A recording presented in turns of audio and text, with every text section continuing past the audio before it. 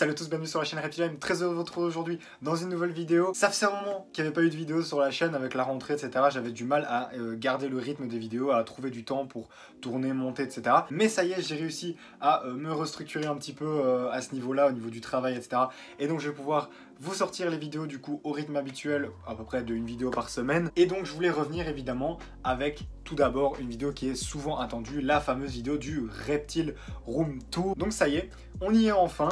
J'espère que du coup la vidéo vous plaira. Si c'est le cas, n'hésitez pas, le petit pouce bleu et l'abonnement si vous découvrez la chaîne. Et je vous laisse avec les présentations de mes différentes espèces. Vous allez voir qu'il y a eu du changement en plus par rapport à l'année dernière pour ceux qui ont un petit peu suivi. Et donc on commence par le premier terra, ma première espèce, la première qu'on voit en rentrant dans la pièce. C'est évidemment le terrarium de ma femelle Pogona. Donc un terrarium qui fait 1 mètre par 50 par 60. Donc c'est un minimum, vraiment minimum. Moi j'ai la chance d'avoir une pièce d'élevage où il fait plutôt chaud, même à cette période-ci de l'année, ce qui permet à mon Pogona de sortir régulièrement, de profiter d'un espace beaucoup plus grand. Mais c'est vrai qu'au niveau des dimensions du terrarium, c'est un gros minimum. 1m20 serait plus adapté pour être honnête. Elle est vraiment bien. Alors actuellement, elle est en hivernage, donc elle est beaucoup moins active. En fait, elle allait se mettre là-bas en dessous, elle a une espèce de petite cachette comme ça sous sa branche et elle aime bien y aller pour dormir. Alors c'est vrai que du coup, on la voit pas beaucoup cette période-ci de l'année. Vous voyez, elle passe ses journées à dormir là. Mais je la laisse tranquille, elle a son petit rythme, elle a ses habitudes. Sinon, au niveau du terrarium, c'est une installation pour un Pogona, donc une installation assez simple. Vous voyez, des cèpes de vigne, une pierre, bol d'eau, bol de végétaux qui est vide actuellement puisqu'elle n'en mange quasi pas en fait à cette période-ci de l'année. Et au niveau du substrat, donc du desert bedding, un substrat assez adapté, on va dire, pour les Pogonas. En tout cas, c'est mieux que du sable et ce genre de substrat, voilà.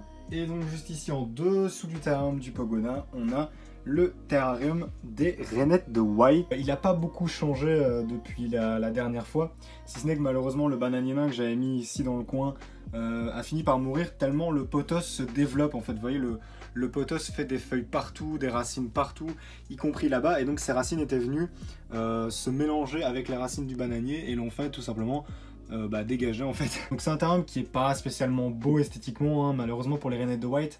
C'est compliqué de faire des terrariums très plantés, etc. parce que c'est des bulldozers et qu'elles détruisent toutes les plantes en fait. Donc l'install est assez simple. Vous voyez que j'ai un éclairage en terrarium, c'est une LED, donc c'est pas dangereux. Si c'était une lampe chauffante ou ce genre de choses, évidemment ce serait pas en terrarium, surtout pas pour des grenouilles. Mais ici c'est simplement une LED, donc il n'y a pas de soucis, il n'y a pas de risque. Donc ce terrain, donc, il est pour un couple de rainettes de White, donc c'est un 40-40-80. Qui en dessous, dans le bac d'eau. Alors bac d'eau qui est très compliqué à changer, puisqu'en fait, ma grenouille est constamment dedans. Elle est constamment dedans, elle ne veut pas en sortir. Et il y a constamment des déchets qui tombent dedans, ce qui fait que l'eau a cette couleur un petit peu brune. Mais j'essaie de la changer le plus souvent possible. Alors ce que vous voyez sur lui, ce sont des colamboles, c'est pas du tout des parasites ou quoi que ce soit, ce sont en fait des petits insectes, des tout petits insectes qui permettent en fait de nettoyer le terrarium. Donc c'est eux qui vont permettre d'avoir un environnement sain et d'avoir un terrarium du coup naturel. Voilà un petit peu pour cette installation du coup qui n'a pas beaucoup bougé, qui n'est pas la plus belle clairement, mais qui est totalement adaptée pour des rainettes de White. Et nous voici maintenant devant la plus grosse installation, celle de la mascotte de la chaîne. C'est tout simplement le terrarium de Shadow. Shadow, donc c'est mon Uroplatus, c'est un mâle Uroplatus Sycorae. Et pour ceux qui le savent, les habitués de la chaîne, c'était un petit peu mon rêve d'avoir cette espèce. Et ça a été un accomplissement ce terrarium. Donc je vais vous le présenter, donc c'est un exoterra, c'est un Flexarium exoterra, donc un terrarium grillagé. C'est un terrarium qui fait 90 cm de long par 45 de profondeur par 90 de haut, donc c'est déjà un beau volume. Pourquoi un Flexarium? Parce que les Uroplatus aiment bien avoir une bonne ventilation et n'aiment pas les températures trop fortes. Donc l'avantage c'est que les terrariums grillagés permettent d'avoir une température ambiante plutôt basse et donc totalement adaptée pour cette espèce. Ce terrarium, je vous en avais parlé dans la dernière vidéo, alors il n'a pas beaucoup changé. Au niveau des branches, vous voyez que c'est un terrarium qui est assez simple, au final il n'y a pas grand chose. Maintenant c'est un terrarium d'Uroplatus, donc forcément on va plutôt travailler sur des troncs verticaux, comme c'est le cas ici, avec différents types de branches encore une fois. On a le ficus ici, qui tire un peu la gueule, comme je l'avais déjà dit, il survit comme il peut, et voilà. On a un bananier nain du coup qui lui tient plutôt bien aussi. Alors l'Europlatus il est là-bas derrière, je vais essayer de vous le montrer.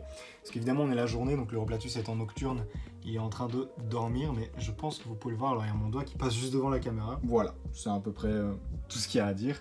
Dans le fond j'ai rajouté du potos aussi, qui normalement devrait se développer, peut-être grimper un petit peu, et ça pourrait être un petit peu plus sympa sur le long terme. Au niveau des cloportes, donc j'ai déplacé les installations pour que vous puissiez voir un petit peu mieux. Alors il n'y a pas eu de gros changements, hein, donc ça c'était la première installation, la plus simple des deux. Si ce n'est donc toutes les feuilles mortes ont quasiment été entièrement consommées par les cloportes, ça a été vraiment très impressionnant. Hein. Je dois en remettre très régulièrement parce que ça redisparaît très régulièrement. Vous voyez que là de nouveau c'est bien vide, hein, il reste quasiment que le substrat. Donc pour ceux qui ne savent pas, ce sont donc au niveau des cloportes, ce sont deux morphes différents de Porcellio. Vous voyez que j'ai un petit groupe, voilà, donc de temps en temps je les mets dans mes terrariums, hein, c'est pour ça que j'ai pas forcément des grandes populations, et ceux-ci je les ai eu assez jeunes, donc j'ai pas vraiment eu encore de reproduction. Mais franchement c'est plutôt cool, hein, c'est assez sympa à observer la petite vie de groupe. Là vous avez un adulte. Et ensuite ici voilà donc la seconde espèce, hein, donc toujours Porcellio comme je vous le disais. On en a quelques-uns qui sont juste là. Et alors là ici j'avais fait une install un petit peu plus recherchée entre guillemets, avec un petit potos, hein, qui tient plutôt bien le coup, hein, comme vous pouvez le voir, qui a même refait des nouvelles feuilles.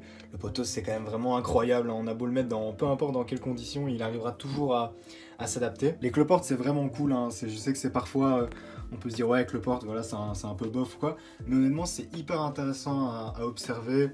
Il y a plein de comportements, de vie en groupe, etc. Et puis même ces espèces qui peuvent être super utiles pour l'entretien de vos terrariums ou même pour nourrir vos animaux. Donc voilà. Et on arrive devant le terra de mes Hyperolus. Désolé pour le léger contre-jour, hein, qu'il y a sur le côté, c'est parce qu'il y a la fenêtre et je suis obligé d'avoir la lumière forcément. Nous sommes donc devant le terrarium des Hyperolus, terrarium qui se trouve sur mon bureau comme vous pouvez le voir.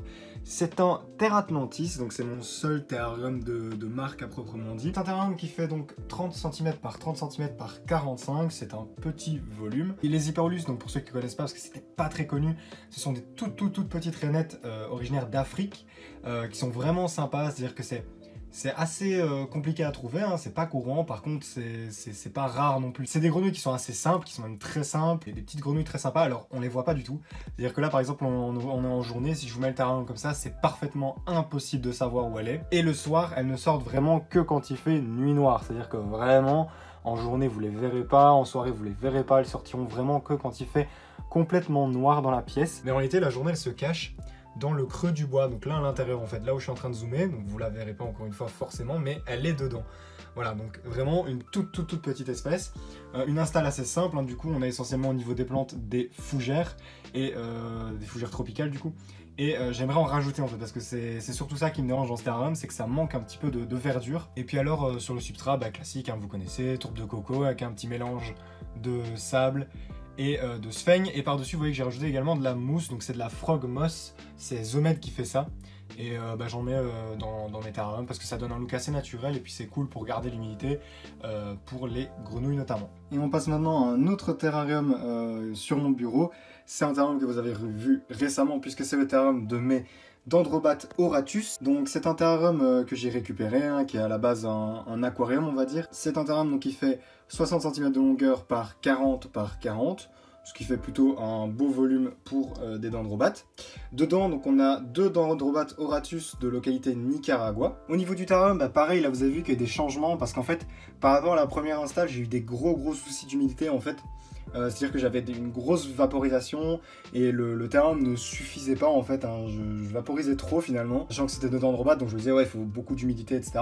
Beaucoup oui mais pas trop d'humidité, et donc bah, mes plantes en fait sont tout simplement mortes, hein. Donc j'ai dû totalement tout changer. Donc on est reparti avec voilà, fougère tropicale, petite broméliacée, alors c'est une broméliacée assez spécifique, je n'ai pas les noms exacts. Puis derrière un potos et un rescapé on va dire de ce qui restait des plantes.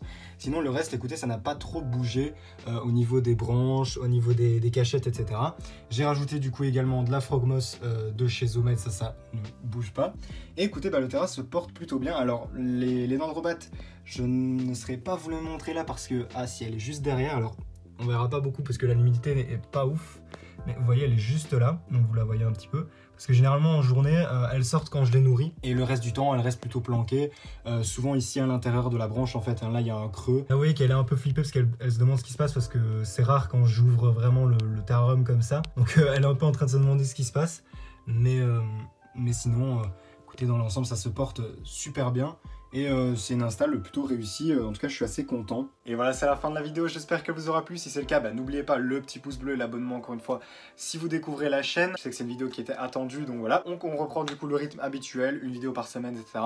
Vous connaissez. Sur Instagram aussi, je vous donne évidemment des nouvelles plus régulières de mes animaux, donc n'hésitez pas à aller faire un tour. Et sur le compte TikTok où je vais essayer de reposter du contenu plus régulièrement également. Et nous, on va pouvoir se laisser pour cette vidéo et se retrouver la semaine prochaine. Merci à tous de l'avoir regardé. Ciao tout le monde.